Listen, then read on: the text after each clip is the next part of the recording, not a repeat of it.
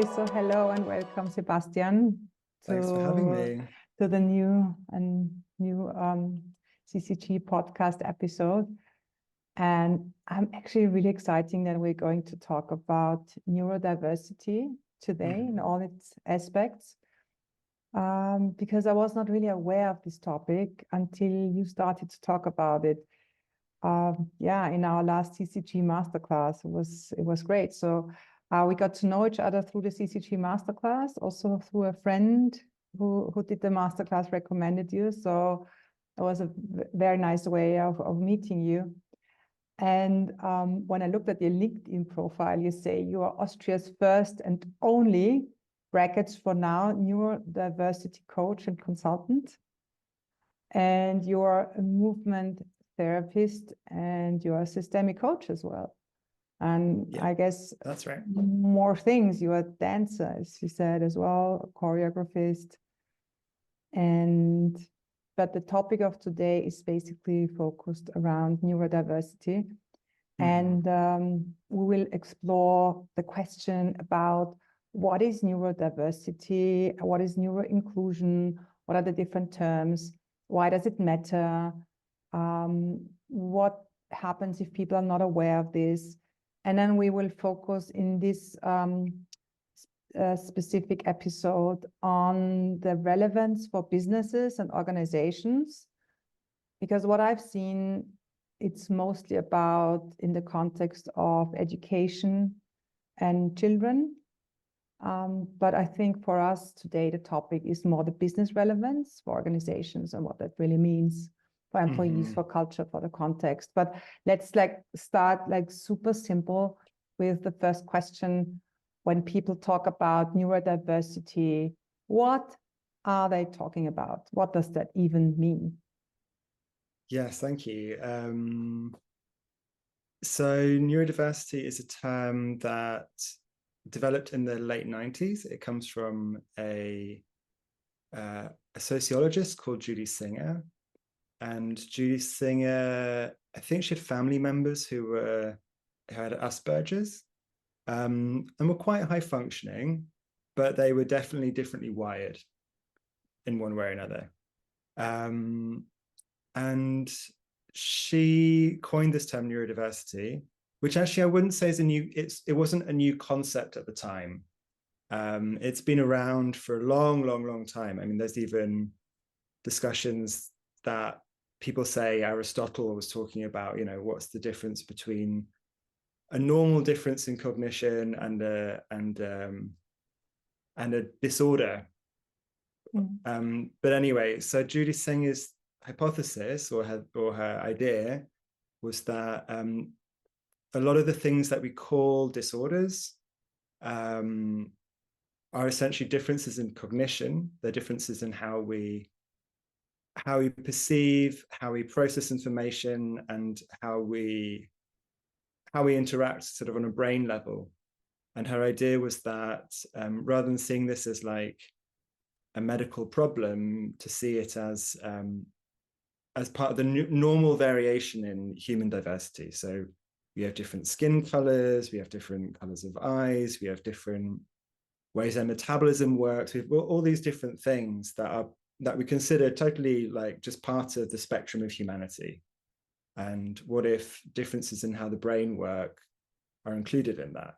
So that's the basic origin of the term. And I think it's a good starting point to work with the term. They have one question, because you say, isn't it so that anyway every brain and every person works differently? So where does it start to be neurodiverse or out of the norm? Do we have an idea what that even means, or why that's interesting? Right. Yeah. So that's a very good question. Just one thing to point out to begin answering that question is the term neurodiversity encompasses like the whole of the variation from what we'd say is neurotypical, which is kind of quite a normal brain. I put it in like rabbit ears, a normal brain, to a neurodivergent brain. And so I think a good way to think about it is certainly that there's a continuum of I don't think there's a hard cutoff of this person's neurotypical, this person's neurodivergent. I think there's certainly a softer gradation there. And then when it gets into the sort of the extreme ends, then you could say the advantages of being neurodivergent will start to be outweighed by the disadvantages when it gets very extreme, in terms of how you live a life, how you exist in the world, how you also have an income, have a livelihood, all that kind of stuff. So at some point in the extremes, it starts to get medicalized more, let's say. Oh, right. So let's stick maybe with the ones that are more typical. Like, what are maybe just some of the main kinds of neurodivergence that people typically would talk about, that we can relate to, that we maybe know, and that have some like also practical meaning for us? Right.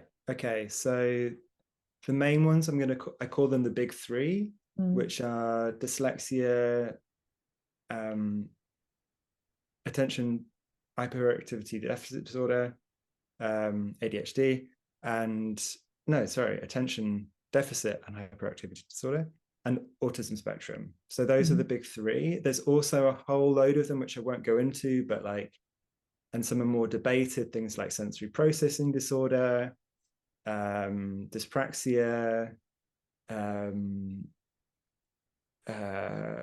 There's some stuff that's like a bit more argued about. Like some people say bipolar disorder is a form of neurodiversity, and it's like, well, yeah, it's not neurotypical, but I think one thing to sort of highlight is that part of the idea of neurodiversity includes that there's an advantage on some level, that evolution has selected these divergences, whereas things like, I don't know, bipolar disorder, it's like it's not clear what the advantage of that might be. So I can see, those are the ones that are kind of debated, but I'd say the big three, which I think probably I'll sort of focus the rest of what I say around, would be dyslexia, ADHD, and autism spectrum disorder. So we're not talking here about like other pathologies like sociopaths or narcissistic disorders or things like this. So we're more looking at this spectrum. It really gets a little bit tricky, right? Yeah, it does. It does. Even we are all not psychiatrists. Yeah, exactly. Also on things like personality disorders, there's a difference made in psychopathology between a difference in brain functioning and a personality. Anyway, it gets very, very, very complicated. But we're now talking about the brain functioning specifically, right? Yeah.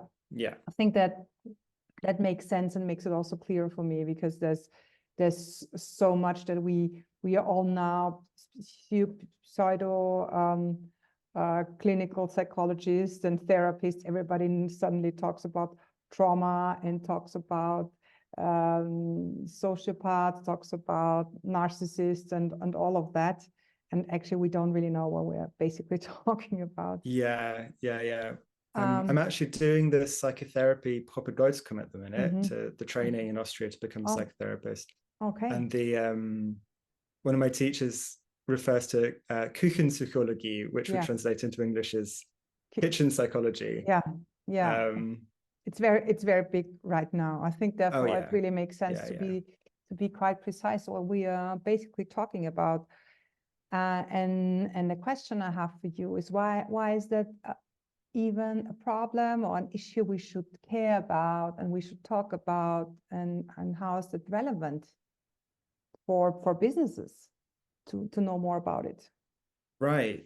So I think sort of the bridge sort of from the topic in general to businesses is, as you mentioned something, I can't remember if we were just chatting before we started or whether we started with it, but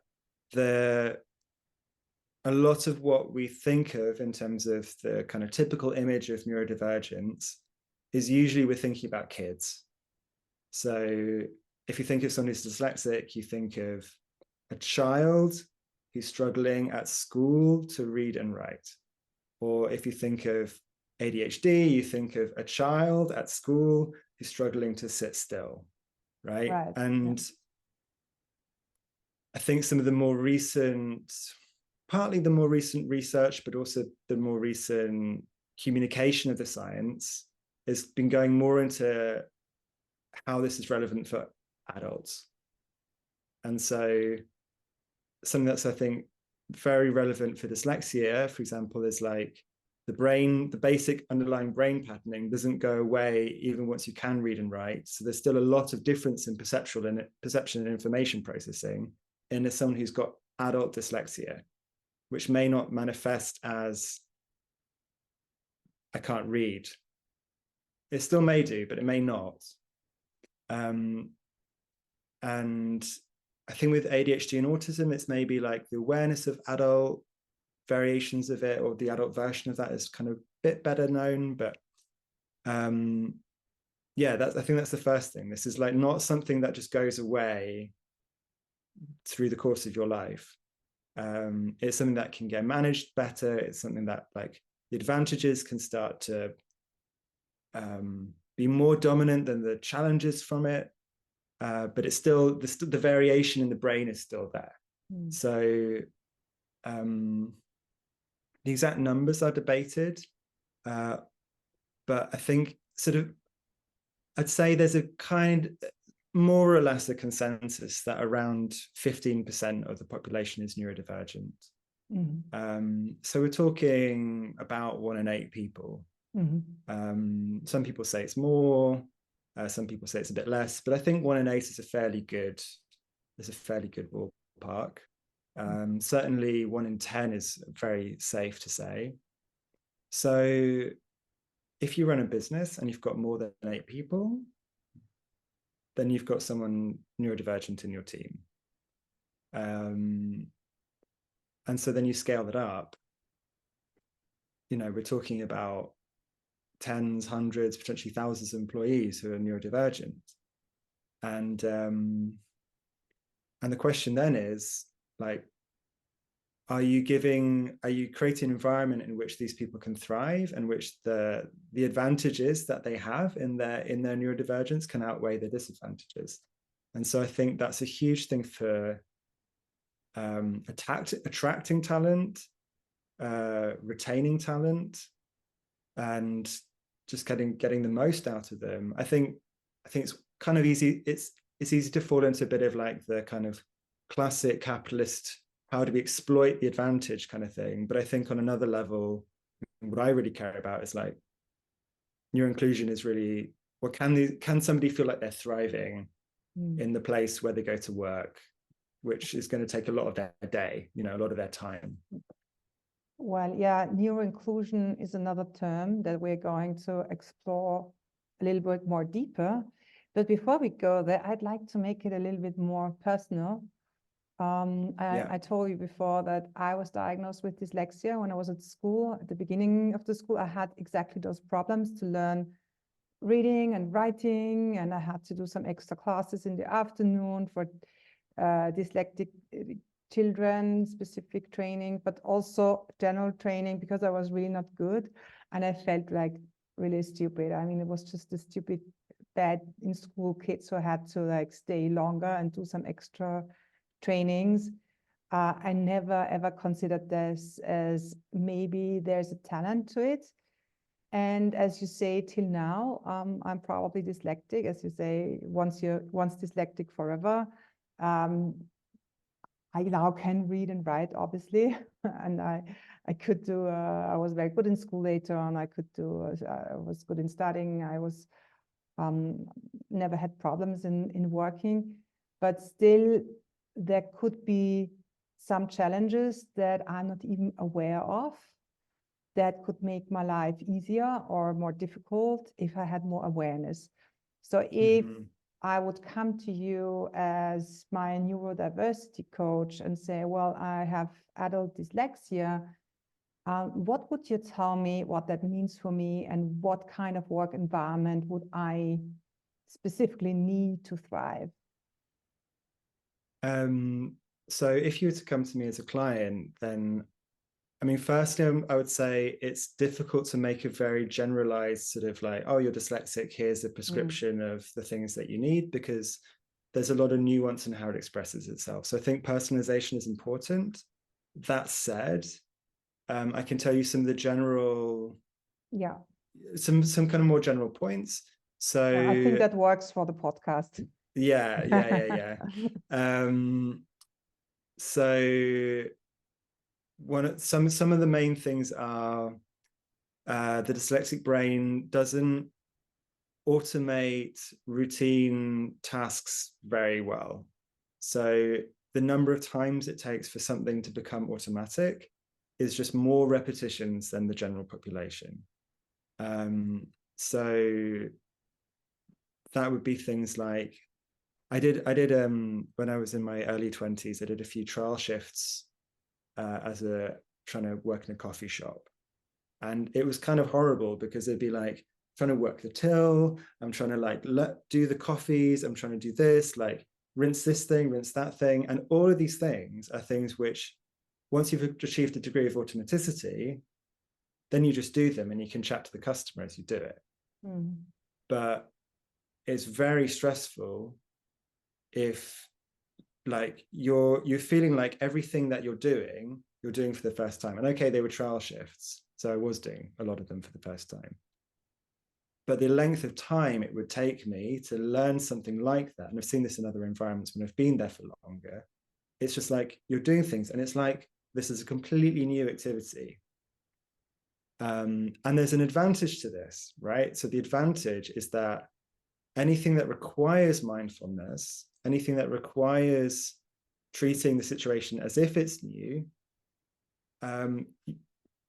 you're great at, because and especially I think things that are very people oriented, right? And things like coaching, in coaching it's great to be able to sort of say, okay, who is this person in front of me, and not just work from a protocol of like session 1 is this, session 2 is this, but bam bam bam bam bam. So so that's one of the advantages. That in general, there's some great work from Dr. Miguel Casanova. Maybe we can put some notes in the show notes about how to find some of that stuff. Absolutely. And his basic hypothesis is dyslexia is a lot about seeing the forest at the expense of the trees. So seeing big picture at the expense of patterns. And reading and writing is something, big picture at the expense of details. So reading and writing is something that really requires a lot of detailed differentiating between this shape, this sound. And yeah, it's not such a, it doesn't become a more big picture thing until you've mastered those very detail oriented basics. So yeah, it's kind of thinking in like the big story arcs, but struggling with how to get the sentence down. And so anything where you're able to think in this big picture way, where there's a lot of room for novelty, is good. The specific kind of, this gets more into the sort of subtypes, but there's subtypes of dyslexia that are really amazing with spatial thinking, can work three-dimensionally very well. That's where you get like Richard Rogers and Norman Foster, who are both dyslexic, and they're the two most famous architects in the world. You get, some amazing engineers, carpenters, people who make things, and then you get other subtypes of dyslexia, which is more about sort of connecting distantly associated ideas, which is where, actually, this is where dyslexia and ADHD overlap, and then there's versions that are more about like narrative thinking, the art of thinking stories. So that would be a kind of general overview of potential dyslexic strengths. There's other models of dyslexic strengths. I'm sort of working mainly from one, which again put in the show notes, but yeah, I think that's the starting point of the kind of thing. I think that's extremely interesting. Also thinking about like two parts when it comes to the relevance for business. The one is that I get aware of this condition or this neurodiversity divergence I have. like you said, around 15% of people are neurodivergent, approximately. The question is how many of those 15% are aware of that and what it even means for them. And then the second one is for organizations and companies, and to be aware of that and facilitate and create an environment for exactly people with those neurodivergent talents or conditions, or however, what would be the best term, neurodivergencies. So both is quite complex. And I was wondering where we are right now in this awareness of those talents and possibilities connected to neurodivergence. Yeah, that's a really good question as well. This is something that I think is different in different countries. So I come from the UK, but I live in Austria. In my childhood, I was in the German school system a little bit, and I was also in the English school system. So I have a kind of comparison of like the different cultures around it in the sort of more English speaking and the more German speaking world. And I think the English speaking world is really ahead of the game with it. And Austria is very sort of, I'd say, behind the curve about it. The German speaking world in general, I think that's down to quite a few things. But when I was growing up, it was quite a good time in terms of there's quite good awareness of potential advantages of it. There was a lot of effort made to look at screening, making sure that people got diagnosed, and if and when people got diagnosed, to give the label in a way that's as free of stigma as possible, and to sort of create a bit of a culture of like, hey, it's cool, look at this club we're in, we're in this kind of strange brain club, know us. Whereas I think the German speaking world, there's still a lot more stigma attached to it. There's still a lot more, there's a lot more shame around it, essentially. So people don't go for diagnosis because they don't want the shame associated with it, but then also don't get to see the advantages. So yeah, I think the sort of where are we point is it's got an aspect where it's quite cultural, but then I think what I'm seeing in the business world is that there's more and more of a mood of, this is the next level of DEI, of diversity, inclusion, diversity, equity, inclusion, and that it's being embraced. And I think part of this is actually coming a lot from dyslexic founders of businesses. So you have people like Richard Branston, who's been saying for decades, I'm not successful despite my dyslexia, but because of it. You have, people like the founder of IKEA, Steve Jobs, Bill Gates, who are all sort of, all known as being neurodivergent, and are sort of coming out with a kind of neurodivergent and proud kind of attitude towards it.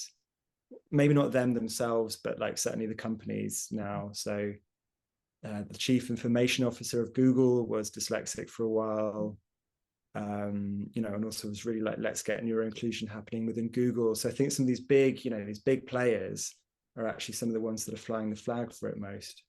So they're dyslexic, but do we also have examples of ADHD or autism spectrum? Yeah. Because I'm personally dyslexic, I tend to get a bit over focused on it.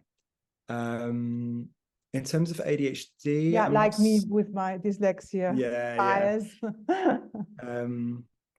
With ADHD and autism spectrum, there's not as an easy collection of stories to sort of go to and say, okay, this person, this person, this person. I think in show business, there's a lot more, you can sort of find actors, musicians with ADHD quite easily.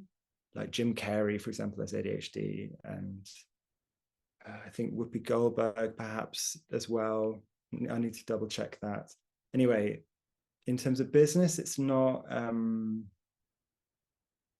so visible, let's say, and same with autism spectrum. But that doesn't mean it's not there. Yeah. People with autism spectrum tend to be less the kind of founding business types. Generally, I don't want to overgeneralize because I'm sure there's lots of exceptions to that.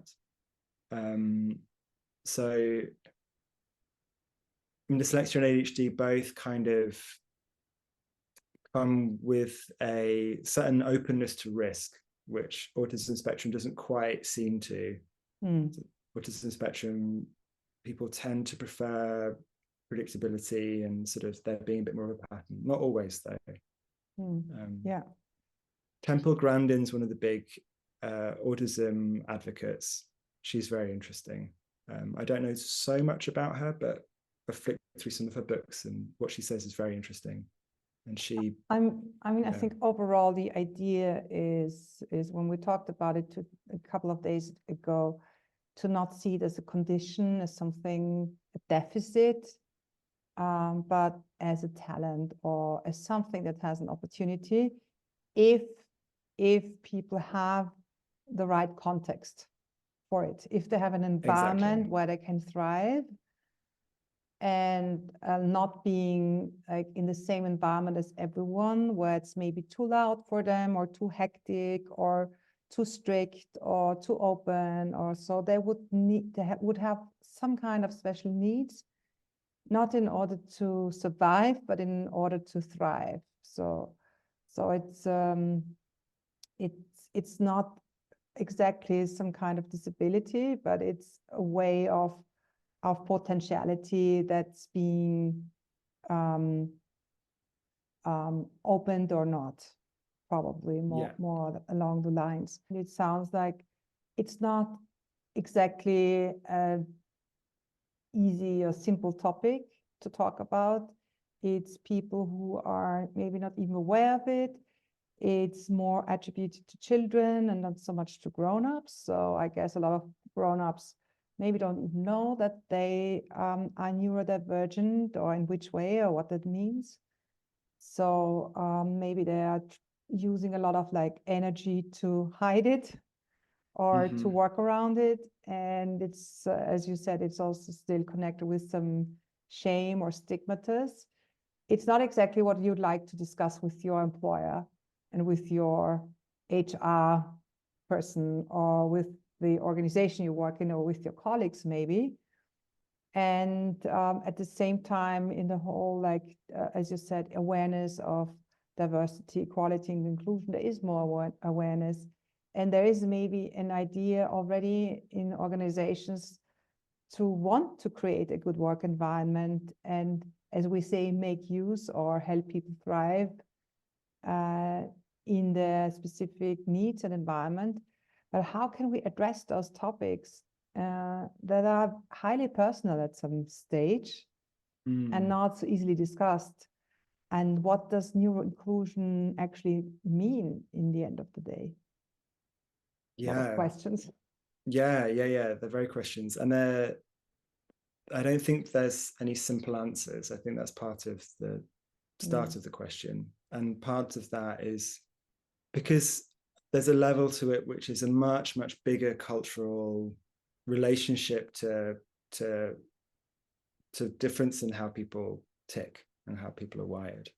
And so I think, if we were living in a culture where just in general there wasn't stigma attached, there wasn't shame attached, there wasn't, in general, where we think first about the advantages before the challenges. And I don't want to sort of only paint a picture of neurodiversity as just superpowers. Like, there are really, really difficult challenges that come with it. But if that was a bigger cultural relationship to it, then I think obviously that would reflect within the smaller context of a company, or of the business world in general. Is still smaller than the whole of culture. So I think there's that level, which makes it difficult.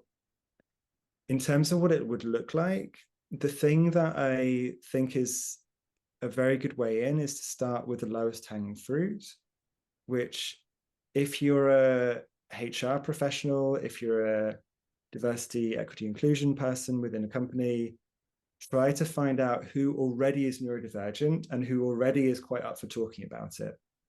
Because there probably is at least one person somewhere who is and knows and is quite happy to talk about it. And I think to really work from there, it's really, I think it's a lot about, like I said, about personalization. So having these kind of big top-down things isn't considered best practice. Like a lot of the best practice is really like, can we get the people who are neurodivergent to say, to tell us what they need? And then we try and start there. And then gradually to just kind of expand that to there being a general feeling of like, oh, like I've just found out I've got ADHD. Great, I'll tell my HR person because they're really happy to know about it. And I think that's really like the way in, I think, to this topic. But it's a difficult one because it's not, you know, it's not like there's no easy strategy that you can just go, okay, just go ahead and implement this. So, and if someone were to ask me what would be like a metric I would recommend to a company, it would be that like that 15% of your employees has told you that they're neurodivergent and they feel happy to tell you. And that you've created an environment where that's actively welcomed. I mean, okay, maybe not everyone, you know, not everyone wants to disclose, and if someone really doesn't want to, then that's also their choice. But I think where everyone who could disclose would be happy to. But I think there's this other layer which you mentioned, which is the people who are undiagnosed, the people who maybe aren't aware. And I think that's also, well, there's two aspects to this. So I think if the people who are kind of neurodivergent and proud and are happy to sort of fly that flag and wear that badge, I think that sets a positive example for people who are going like, oh, maybe it's worth checking this out for myself. The other thing though is the curb effect. So, you know, you make a neuro-inclusive environment for people who are neurodivergent, and the advantage is that then it generally, the outcomes seem to be that it tends to be better for everyone. So, you know, having like the right balance of order and chaos, about being able to sort of, you know, have some level of choice. Am I in a very like hectic environment now? Am I in a very calm environment? Like, you know, just as, I mean, there's many layers of examples I could give. Who doesn't benefit from that? You know, who doesn't benefit from going, okay, today I feel like I really need a bit of that crazy energy, and then the next day I need a bit of the calm energy. Yeah, I think everyone benefits from having those possibilities. of course, which is of course also not so easy in an organization with a lot of people to create the exact fitting in our environment for everyone, for every person there. I was even thinking, when I think back to the time where I was an employee, if I would have felt, well, comfortable to talk about, you know, I'm dyslexic and actually I really suffer in this big office where it's so loud and where people always want me to do like a lot of things at the same time. I'm actually not really able to do that. I need to like have one thing after the other. I need a calm environment. I need it quiet to be able to focus and stuff like that. I don't think so. But in general, I think maybe it would be enough in order to create something that's neuro-inclusive, that people don't even have to have a diagnosis or have to like disclose their diagnosis that they're having, but maybe start to feel and sense what is it that I need in order to thrive. And that then this would be a possibility, that there's a flexible environment where that's possible. for everyone, maybe even for people who are not neurodivergent, there are some people who are more sensitive, some people are more outgoing. I mean, there are so many, everybody's so different, and everybody has so different ways of needing an environment to thrive.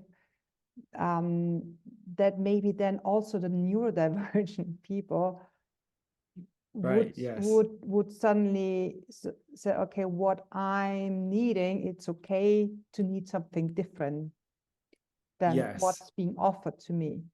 And also to say, you know, if only I had this or that, I would thrive so much more. That's why some people are thriving in the home office and some really suffer. Some really, really need other people around them. And they thrive in a little bit of chaos and hectic and noise. And other ones are so much happier. If this has something to do with neurodivergence, I don't know. But definitely they operate differently. I think that's safe to say.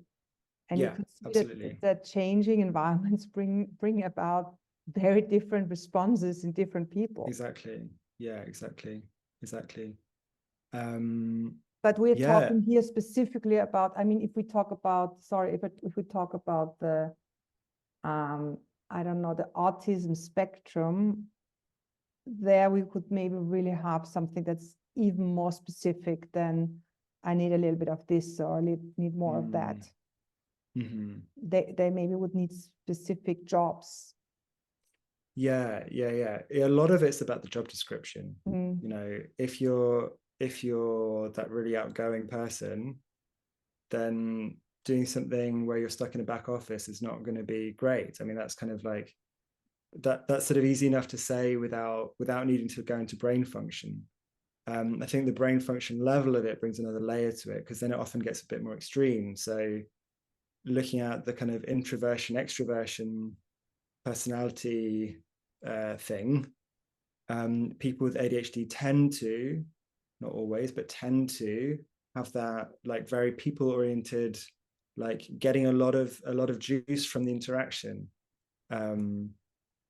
So it's a lot of the people who really suffered during the lockdowns.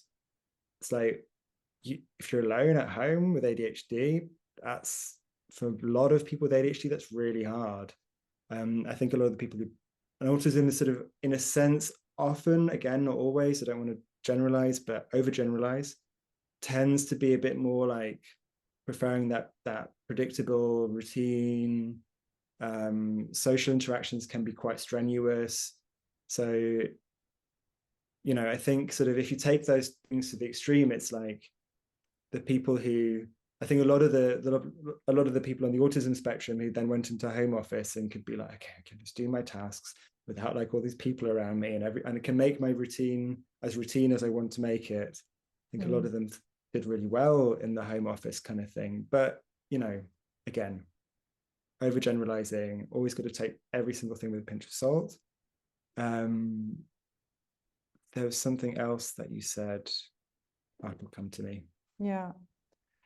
Maybe we could talk a little bit about the role of leadership in that context, and if it would make sense to create some offerings specifically for leaders, so that they can, first of all, maybe see for themselves if there's something there that they need, and also make them a little bit more sensitive for the needs of the employees without giving them, you know, a list of this person who has this.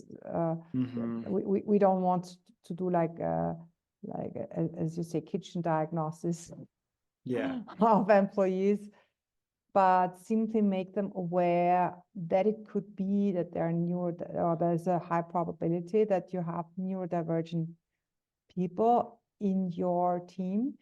And even if it's not open or talked about, maybe there are certain offerings they could do just because they have become more conscious of it, more aware, and can act maybe more intentional or more empathetic, even compassionate and understanding, and not being impatient with people or thinking or make them wrong, or like stress them more than necessary. Yeah. I remembered what it was that I wanted to say, which I think does connect to what you just asked. So, hiding your weirdness, whether one feels like you have to hide, whether you feel like you have to hide your weirdness or not. And the technical term is masking. So if you're an employee and you're working somewhere and you're having to put a lot of your energy into masking, that's energy that you're not able to put into doing what you're there to do. So yeah, creating space for weirdness, that people can bring a bit more of their weirdness to work with them. Yeah, that's I think that's a lot of what neuroinclusion comes down to. But then you're asking about the role of leadership. So there's a study I found, I can't remember what it is. I think it's or where I found it even. It's one of those things I stumbled across and then should have saved. Anyway, it was maybe a little out of date now, but it's looking at neurodivergence in the workforce. And what they found was, if you go into sort of the entry level employees, you have a fairly like, the amount of neurodivergence within the workforce was fairly representative of the general population. Like 15%. Yeah, exactly. If you go to the executive level, it jumps up to something like over 50%. Oh, wow. So at the executive level, there's a lot of this need for big picture thinking and to be thinking in terms of strategies, being able to think in terms of strategies rather than define details. But then middle management was something like less than 1% were neurodivergent. So it's this kind of like normal, like overrepresented and then like heavily underrepresented. So I think this is a really interesting phenomenon in terms of, it's often the middle management that sort of, that is, well, they're between the sort of the day-to-day employee and the executives. So that's why a lot of neurodivergent people then start their own businesses, because they're like, well, I can create the work environment I need to thrive, and I don't have to hide it here. Yeah, it's a big, I mean, this is a big problem, like, because in a sense that sort of layer where it's very heavily underrepresented is the layer that, yeah, exactly. The talent pool is, the talent can't rise up so easily. So had the role of leadership in terms of leading the way and creating a neuro-inclusive environment. I think this really connects a lot to how you work and with Conscious Consultancy Group. I think this thing about like, you start with that on the leadership level, if they can start to say, okay, well, what about me? What is my weirdness? What is my cognitive weirdness that I don't bring to work? And what is my learning journey been like? And how have I got to where I am? And what are the the cognitive differences that have challenged me and also forced me to find a solution. So I think working with like, maybe I've got some brain thing going on. I think for the leadership level to work on that is really good, because I think the trickle down effect is something that you really see in these organizations where it's very well known the founder had this or this condition, and where there's a strong culture of not in spite of, but because of. And I think, the Virgin Group is a very good example of this. Richard Branson having been so vocal about it. I think that trickle down is potentially very powerful. I can remember we once did an exercise with a whole organization where people asked themselves, starting with the core leadership team, and I gave them just 2 simple questions. And the whole thing was about empowerment, but we thought empowerment is not a thing, but being powerful is something people can relate to. And we just simply asked them what costs you energy and what gives you energy. And maybe this is a way how we can find out what we need. Like for some people, for me, for example, being around people all the time costs me a lot of energy. For other people, it is exactly what gives them energy. And stuff like this. So this is how we found out that people actually have very, very different needs and very different ways of what is exhausting for them and what's enriching and empowering for them. And it's somehow helped by opening up and giving feedback, not about you, but about myself, that people could better understand why a certain person acts in a specific way or responds in a specific way that they do. Maybe it has to do with the general climate and culture of, I would say, respect and compassion and tolerance, and understand that other people are different and have different needs on all kind of levels. Yes, exactly. And probably this is maybe the, let's say, the meta culture for inclusion and diversity and equality. And then we have those specific topics like neurodiversity and neuroinclusion. But we can't have only neuroinclusion and not be inclusive in other topics, right? Yes, exactly. And I think this is where neuroinclusion isn't a million miles away from good practice diversity inclusion work in general. I think where it gets really interesting, or where there's a kind of added layer of advantage, is where there's an acknowledgement that, I think, firstly, neurodiversity is something that's very invisible. So there's no it's not like age or gender or well, biological sex, at least. It's not like age and sex and ethnic background, which are things which have these very visible things that you can see of, like, okay, this person's skin color is different, this person looks older, looks younger. Right. Those things are very obvious markers of difference. With neurodiversity, it's invisible. It's not something, I mean, unless you're talking about like sort of the more severe cases of autism, where like you can see very clear behavioral tics and things. But if you're sort of talking about, like, and this gets controversial, about high functioning, what's high functioning, what's low functioning, etc. But if you're stay within the realm of sort of high functioning, then it's not something that you can see. It's not something you look at someone and go, oh yeah, I know that this person has ADHD. You might have to spend a long time to get to know that about them.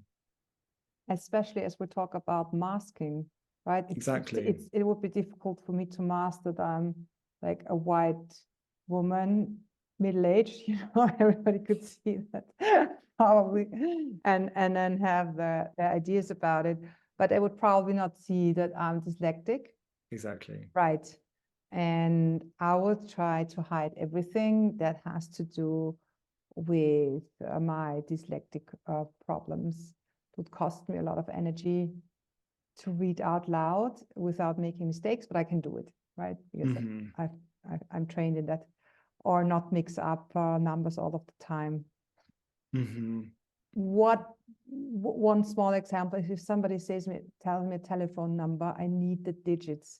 I can't have, like, it's 36 712 599 or something. No. I need, like, it's 32157. So it's very, very difficult for me. These are like small things. Yeah. that people don't really understand that it's really difficult for me if it's like 512 to figure out what it really means. Yeah, So, yeah, it's like 500, like 500, and then by the time you've decoded that, they've gone to something else and you missed it, and yeah.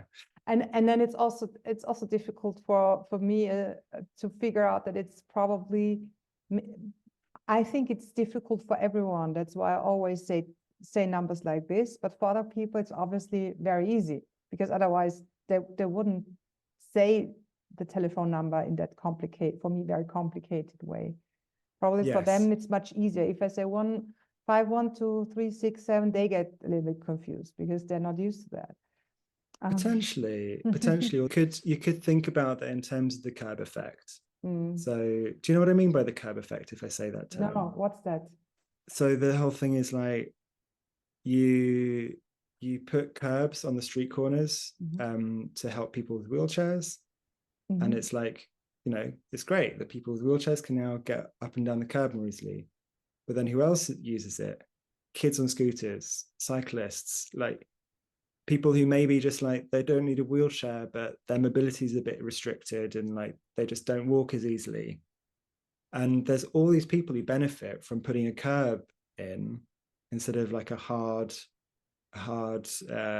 edge between the pavement and the road. Oh, okay. So that's the curb effect. So let's say we were to do a scientific study where find out that writing down a phone number is easier with individual digits rather than combinations. May or may not be true. Let's say it's true. In you doing that, because you're like, well, this is easy for me, so it must be easier for everyone else. You're actually behaving in a way that's making other people's lives easier and not just your own. And so,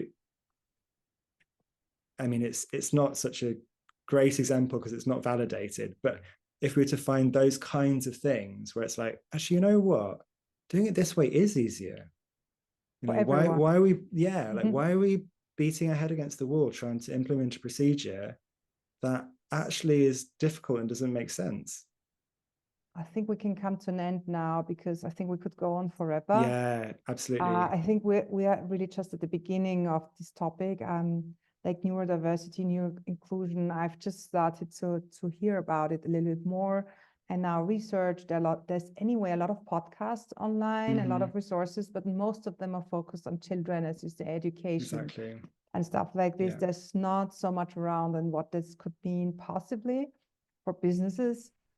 But probably it's safe to say that to create an open and trusted environment where people feel safe to show up as themselves and express their needs would be already a very good first step to facilitate life for everyone, and especially for people who are neurodivergent. I'm learning the language. And what's maybe your summary of all of that? What is a message you would like to give people who listen to the podcast? So the message I'd like to give is that it's great, it's just really awesome to discover people's weirdness and to discover your own weirdness. And the extent that may or may not be based on a difference in how your brain is wired, that there might be a neurological level underneath that, which is like there. And I think the thing that really excites me is to get into a mental space where you're curious about there's curiosity and acceptance for that weirdness with a compassionate humor. I think if I was to boil it down to these things, it'd be like curiosity, acceptance, compassionate humor. And I think this is something where it is really beneficial to be able to have a sense of humor about it for oneself, for others, to be like, oh, it's my distractibility again, Right. and to sort of have a warm humor about it. You know, it's not a making excuses, like it's not a beating yourself up. It's, you know, it's just kind of going, okay, this is how things, how, you know, I'm wired in this way, and this is something that is always going to be challenging. And these are things that are always going to be super easy for me, that I don't understand why it's hard for other people. And just to have a humor about that. I think that's really what I think a really great thing to embody for oneself. And also, like, who doesn't want to work in a work environment where that's the culture? You know, who doesn't want to work in a work environment where you're like, okay, however I'm wired, condition, no condition, whatever, however I'm wired, I can show up with that. Yeah, that's beautiful. Let's embrace our weirdness. Yeah. One last question. The hearts that you have behind you on the wall, did you stick them now specifically for a recording, or is this what you always have there? I was actually cleaning out today, and I found these Post-its and was like, there wasn't quite enough to really do anything with them. So I thought, oh, I'll just put them up on my wall. That's really sweet. So there they are. Very nice. Thank you so much, Sebastian. It's been such a pleasure. It was a wonderful conversation, and I'm now really get more and more interested in the topic. So for everyone who listens to the podcast, you could research yourself, and we will also give you some links and recommendations to read more, and we'll put all your contact data. So if you're interested to work with Sebastian as an individual, as a leader, as an organization, you are probably open to that. Absolutely. And I think you can create all kind of like offerings, like sensitivity trainings and individual coachings, and working with groups and finding out about themselves and creating that kind of context that everyone actually needs. Everyone needs a context, as you say, where we can embrace our weirdness. And yeah, so thank you, and see you soon. And yeah, thank you so much. Thanks for inviting me. bye. Yeah, bye-bye.